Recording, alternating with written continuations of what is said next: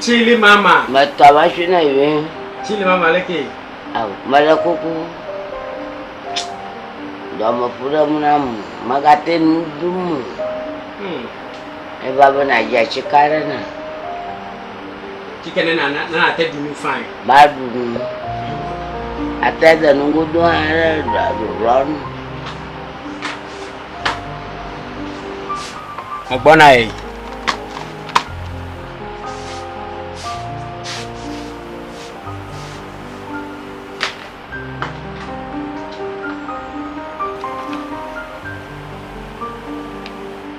Chili mama. Matoto mu nwaje we mu pogba ye gbaje anu ye mu.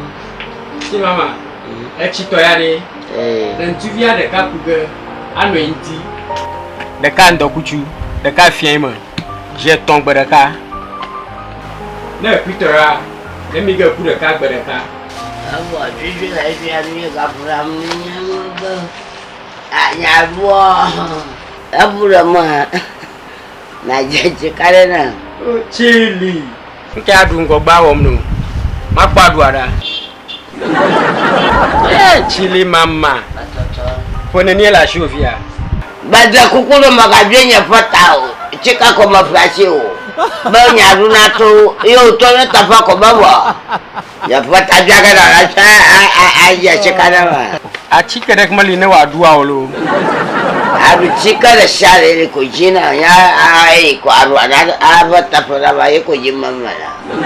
Chika da kuma line aduwa olo. Chika ba ni na aru. Gbogbo na ma ko de no. Ina no mi akpo. Agaji bubu na wa ya da matoga da ya. A chika ya de. Ono go ku de ka gbere ka. Jinu ton. Bobo do ma hia adua etotoga. Mara ku maga ko we. Yo. Ajiji la ishari.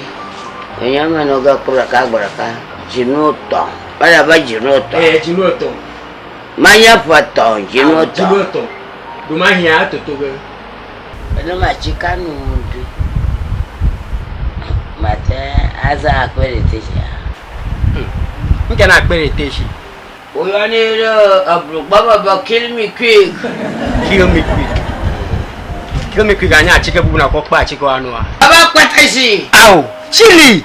Ko na kwatasi no na chike o. Ya ma so kwatasi no ya ma bi. Make sure ma. So, nyata lo ke taja ko je manye. Au, ngo blame mane wo. Do kwate bi ya ko ne ya. Ko kwatasi ko no chike. You are so top one. Top. Chili mama. You are so Chili mama ba ko chike. Chili mama. Ya ba chika ko ya so Chili mama vala. Ba ko ya so Chili mama va. Baba so Chili mama.